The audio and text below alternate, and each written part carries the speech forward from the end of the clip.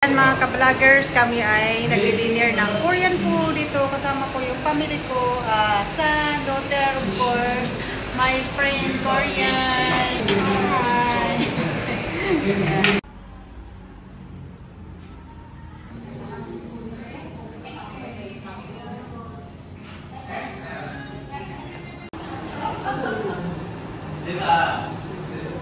So today we are going eat Korean food.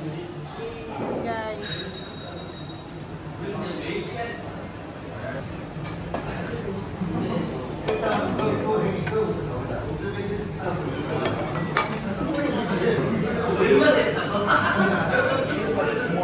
Bye-bye. We're already finished eating.